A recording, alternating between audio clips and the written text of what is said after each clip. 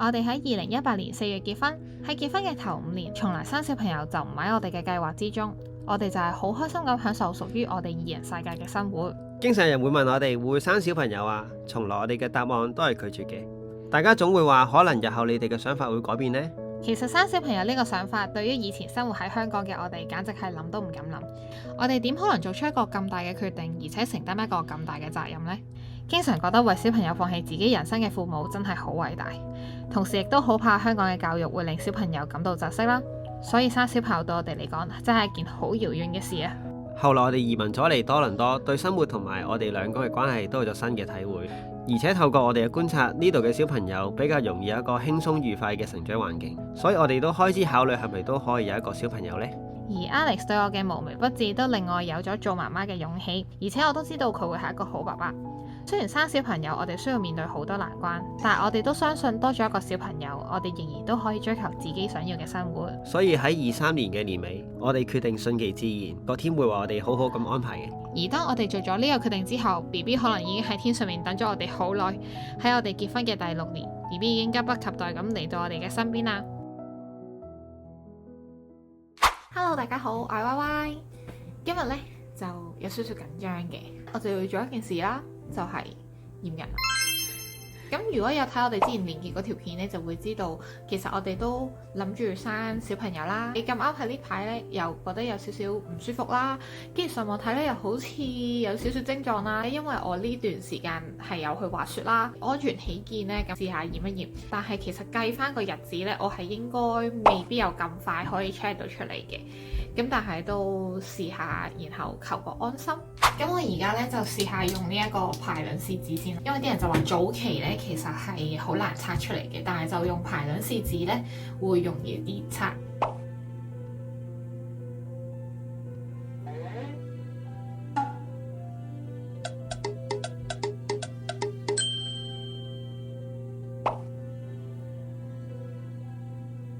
咁排卵試紙嘅結果咧，其實係2條線嘅。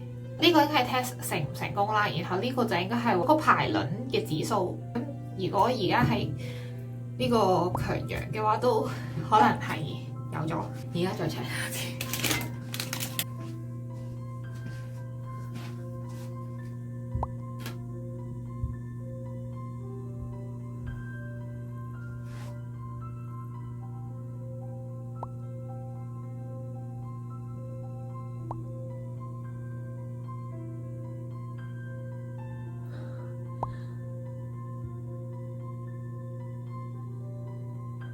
望下 space 先。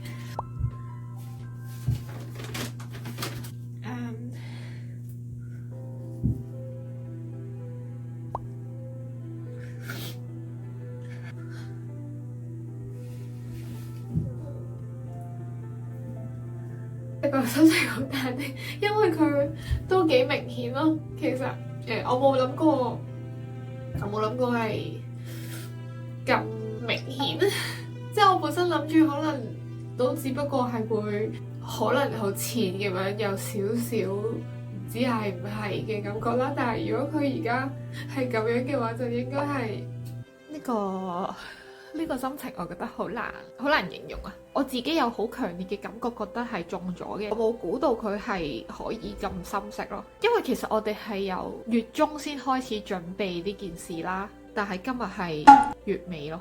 即係由我去買呢個排卵試紙開始啦，我好似係10零號買，17號左右排卵啦，然後今日係27號咯，跟住就已經係咁明顯。只可以講我唔排除嗰個機率啦，但我冇估到係咁快咯，即係亦都冇估到係咁準就咯。因為其實我本身身體唔算好啦，我本身仲諗住可能要調理多一段時間，由唔打算生小朋友到我決定生小朋友係1個月決定嘅事，然後到我哋實行都係1個月內嘅事，太誇張啦呢件事。你要做姐姐啦你有過嚟啊？你都做姐姐啦？唉，都好嘅。既然咁樣嘅話，我就今個雪季就完啦。一路都打算可能過完個雪季之後先有小朋友啦，一路都話試下先啦，順其自然啦咁樣。點知一嚟就有啦，咁所以都可以同個滑雪板拜拜啦。Alex 而家去咗返工啦，跟住我就要諗下點樣同佢講。佢可能翻到嚟見到我化晒妝，佢應該都有啲奇怪。我可能都係直接啲話俾佢聽。大家好緊張啦，我唔知道 Alex 會咩反應，我唔知道佢到個小朋友真係嚟到嘅嗰一刻，我唔知道佢到底會好擔心啊，定係會好開心啊？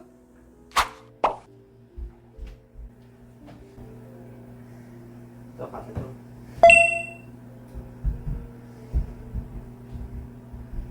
即係點啊？即係點啊？呢個錢係點啊？兩條啊！兩條真係有㗎。犀利，耶耶！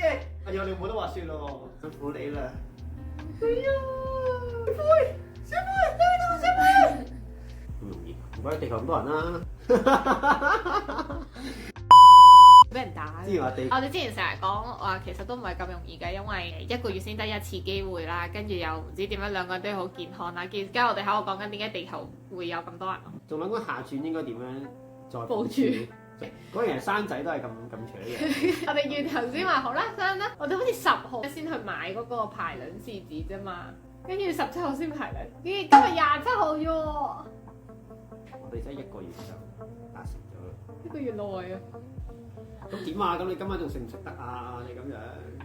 我應該會照食嘅，因為我平時都係 keep 住食辣嘢㗎嘛，所以我睇下孕婦可唔可以食辣嘢先。孕婦係可以食辣嘢嘅，可以啊，唔可以肚痛啫嘛，可以食辣嘢。小貝，小貝，小貝，我哋嘅小貝已經嚟咗啦。會點乜嘢？幾時先會有？有排啦。一定係女，一定係女，一定係。我而家擔心係佢係仔，都唔係仔都。仔其實就唔使擔心啦，冇嘢要擔心啦，仔天生天養，放養狀態，你知點就點啦。呢床，跟住就開始睇下我哋屋企冇位，我哋屋企冇位放更加多嘅嘢啦，已經。話俾你聽個好消息啊，佢應該係天秤座。切，可唔可以冇俾咁早出世？天蠍座好啲咩？天秤之前係咩？處女座。咁冇啦，天秤。咁天秤應該仲有個選擇，有天秤座。之前驚兩個天秤座。我覺得龍年天秤座好 make sense 啊，即係我覺得呢個係一個最好嘅安排嚟嘅，因為我係天秤座，佢係龍年，咁一個跟一個。我其實龍年天秤座係 exactly 我哋一開始話最好就係龍年，最好就係天秤座。真係咯，點解冇咁準啊？睇嚟係計劃之中。小妹，小妹，點算啊？我會唔會肥咋？唔會嘅。我會唔會好醜樣㗎？ fit 嗎？我會唔會好醜樣㗎？我陪你做嗰啲咩運動？媽媽瑜伽，同埋你要限制住我，唔好俾我食咁多嘢咯。就算我發脾氣，你都唔可以俾我食咁多嘢咯。你自己睇法。唔得啦，我唔要肥啊！你開唔開心？我驚你其實都唔係真係好想要，因為之前有講話擔心。擔心啫，代表唔係唔使要啊，擔心嘅。船到橋頭自然直。辛苦啦，fit 媽。Hello。呢個 BB 啊，係呢粒 dot 啊，唔係呢個圓圈，係呢個 dot。咩心情啊你？好奇妙啊！我頭先一路出嚟望住佢咧，佢就係咁望住呢一張紙。佢已經 check 到出嚟啦，係6星期4日。我應該係嗰啲排卵期好長嘅人啦，所以本身嗰粒卵子已經係存在咗幾個星期，所以就咁快就 check 到，同埋可以係咁深色咯，因為佢已經6星期，同埋佢已經有心跳啦。但係啱啱睇，佢睇唔到咯，人哋肯同佢講話嗰個就係心跳啦咁樣，跟住佢就唔係好睇到嘅啫。好細粒啊！佢而家仲係咁樣，佢仲係咁望緊張嘢咯。佢一路都係 read 緊呢張嘢。快啲打啲。Hello， 大家好，我係 Y Y，我係 Alex。今日咧係我哋結婚嘅6週年啦，咁亦都好開心可以同大家宣布，小妹今日16週啦。咁呢個原因亦都係點解我哋消失咗4個月啦。頭4個月其實都真係好辛苦。要安胎，成日都會唔舒服。首先咧，我就同大家科普一個懷孕小知識先。明明我哋1月頭嘅時候先話我哋可以準備有小朋友啦咁樣樣，但係點解而家小貝已經係4個月咁大咧？因為嚟講，女士嘅月經咧就係28日啦，咁但係有機會咧係會長達到去40日嘅，差唔多相差2個星期左右啦。咁原來咧我就係嗰啲1年得9次嚟 M 嘅人啦。咁所以當個卵子排卵期嘅時候咧，其實嗰粒卵子已經係有4個星期嘅成熟啦。記得開始大家見到可能點解驗孕嘅時候會咁激動咧？咁就係因為一開始以一個嘗試嘅心態去做啦，突然之間佢就已經嚟臨咗，仲要係好 firm 咁樣話俾你聽，我喺度啦咁樣，咁所以嗰下我就會，哇！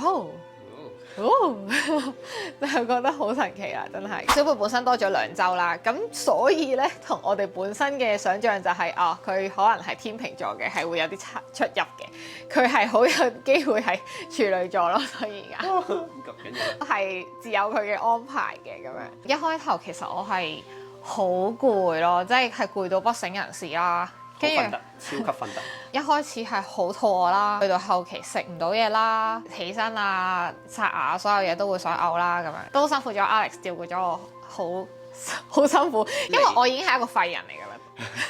又冇咁講，都 OK 嘅。不過我長期都係瞓喺張床度啦，跟住又食唔到嘢，又做唔到嘢，又翻唔到去，又想嘔。有啲複雜，同埋有啲心係有啲累嘅，因為喺翻工又要照顧飲食啦。呢邊唔想食咁多味精嘢啦，咁唯有自己煮啦。其實你出到街你一 kind of 有好多嘢都未必食得，因為始終我都唔想去食太多出邊嘅嘢，之餘又唔想食咁多隔嘢，唔想去食咁多冰鮮嘢。通常都會即刻煮。係即刻煮會對孕婦比較好咯。即係我係嗰啲3-4點 BB 而家好好凌晨3-4點要起身食個麵嗰啲。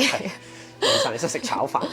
係啊，咁我後期咧就去到出現咗一個係因為懷孕，所以會引致一個牙痛嘅情況啦，令到我個子宮超會發炎啦。當時咧係處於一個超級痛苦嘅位咧，因為我好肚餓啦，但我食唔到嘢啦，食得藥又唔剝得牙，嗰下係真係好慘，跟住仲要發燒啦。但係你又要需要食嘢喎。但我又要食。小貝成日都餓，咁你又食嘢，但係你又食唔到，個人又唔開心。偏偏我嗰隻智慧齒咧好難剝嗰啲啦，就係因為佢好難剝，所以我一路都未剝咯。不過應該都係我嗰時最辛苦嘅位。最辛苦嘅一個位咯，即係所以我奉勸大家，如果要懷孕之前，記得剝咗智慧齒先，真係搞唔掂。我諗懷孕嘅最大感受就係嗰個身體好似已經唔係屬於你咁樣咯，即係我好明白嗰種你要同個 BB 抗衡嗰種感覺咯，因為你個人係俾佢搶乾晒所有嘅養分咧。我有時唔食嘢咧，我好似俾佢掏空咗成個人咁。而家就知道原來做媽媽係真係好唔簡單。我頭3個月都咁樣，我極度 appreciate 嗰啲可以頭3個月返到工嘅媽媽，真係好厲害。